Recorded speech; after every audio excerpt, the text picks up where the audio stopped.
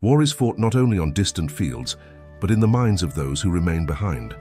In the streets of our cities, in our living rooms, at our kitchen tables, the echoes of distant battles resonate. We are the witnesses, the judges, and participants in an indirect theater, where opinion shapes policy just as much as strategy. The voice of the citizen becomes both a reflection and a force, a silent pressure on governments, a moral compass for leaders, and a mirror of our collective conscience. Throughout American history, domestic opinion has often been as decisive as the battles themselves. The public's perception, swinging between fervent support and staunch opposition, often determines not the necessity of war, but its duration, its intensity, and its very legitimacy. But these perceptions are never simple. They are layered, fractured, and filtered through culture, ideology, and the information we consume. We are both the audience and the actors, shaping the narrative even as it shapes us. During World War I, America's entry was hesitant. The public was skeptical, leaning towards isolationism, still remembering past conflicts. The government faced a huge challenge: convince a doubtful nation that this war was not only necessary, but moral.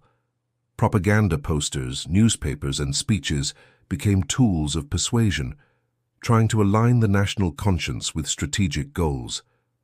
This is where the first great tension emerges. How do you reconcile moral language with the hard realities of political and military objectives? World War II was a different story. After the attack on Pearl Harbor, public opinion shifted almost overnight from isolation to unified, fervent support. Morality and patriotism became one. Americans were convinced of the righteousness of their cause and the evil of the enemy. But even then, the moral complexities of strategy, like the firebombing of cities and the atomic bombs dropped on Hiroshima and Nagasaki, sparked debate.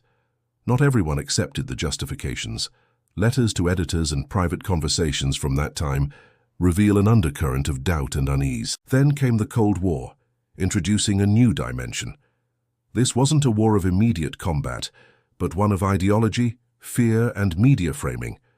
The threat of nuclear annihilation was constant. Americans were asked to support strategies that were preventive, preemptive, or coercive. Loyalty, patriotism, and fear intertwined to create a kind of consent, often unquestioned, for policies carried out far from public view. Yet dissent always persisted, showing up in protests, literature, and new scholarship that asked whether power alone could ever justify moral compromise. The Vietnam War is perhaps the most dramatic example of public opinion's power. At first, Americans trusted government reports, but as casualties mounted and the media began to show the true human cost, that confidence shattered. Demonstrations, conscientious objectors, and heated political debates reflected a national moral reckoning. Citizens struggled to reconcile national interest with ethical principles. The war became a mirror, reflecting deep fractures within society itself, revealing divides between generations and profound questions about our national identity. The Gulf War in 1991 presented a more controlled media environment. Public support was initially strong, boosted by the rapid pace of the operation and live coverage of so-called precision strikes. But beneath this apparent consensus, doubts simmered. What were the long-term consequences? Were civilians being sacrificed? How was victory really being measured? The veneer of approval often masked a deep unease about transparency and the true human impact of strategic decisions. The wars in Iraq and Afghanistan brought us into the modern information age. Surveys from organizations like Pew and Gallup reveal a populace deeply divided along lines of ideology, age, and access to information. Support for the wars often correlated with a belief in their strategic necessity, the perceived threat or trust in leadership. Opposition grew from skepticism about the motives, an increasing awareness of civilian casualties, and moral objections to the methods being used. Information itself, whether accurate, incomplete, or distorted, became the currency used to shape the public's ethical judgment. Social media has completely transformed this landscape. Public opinion is no longer filtered solely through newspapers or TV networks. The instant spread of images, reports, and personal stories allows us to witness conflict in near real time. This immediacy amplifies our emotional responses, our moral reflections, and sometimes our outrage. But it also complicates our understanding, as unverified claims and propaganda can easily distort our perception. The tension between what we know and what we believe, between fact and emotion, has become central. Surveys consistently show major differences between generations. Older Americans, shaped by memories of World War II or the Cold War, often prioritize national security. Younger generations, more globally connected through technology, tend to emphasize the human cost, ethical conduct, and long-term consequences. This creates a layered, sometimes contradictory national perspective. The same conflict can be seen as necessary, tragic, immoral, or heroic, all depending on the lens you look through. These ethical questions directly influence policy.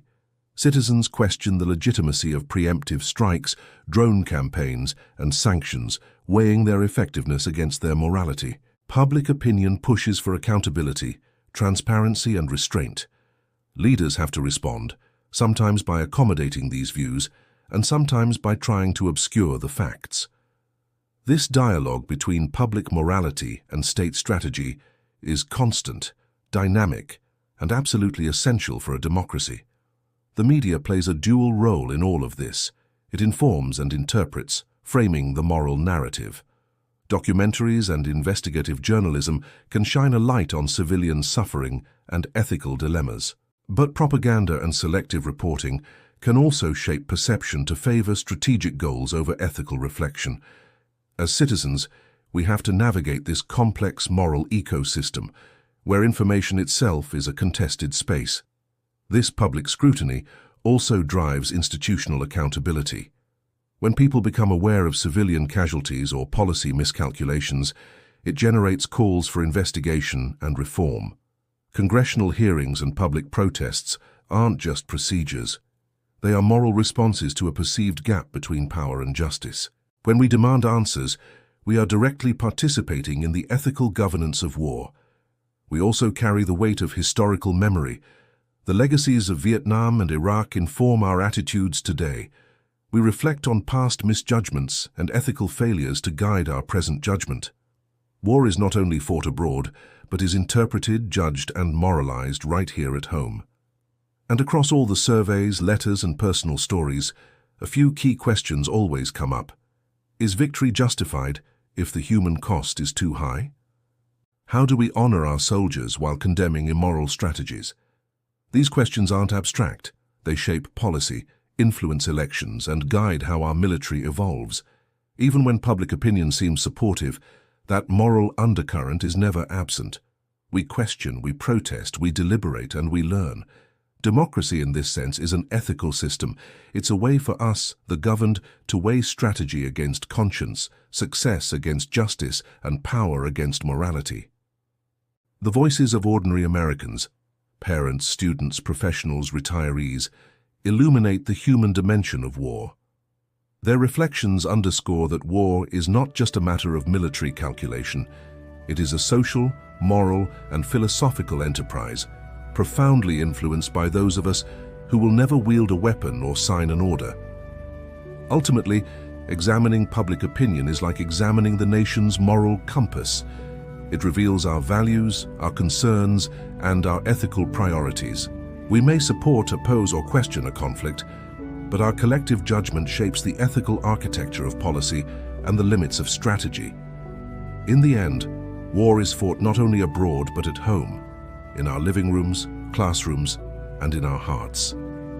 It is here that the nation defines not only what it does, but who it is. Thank you for watching.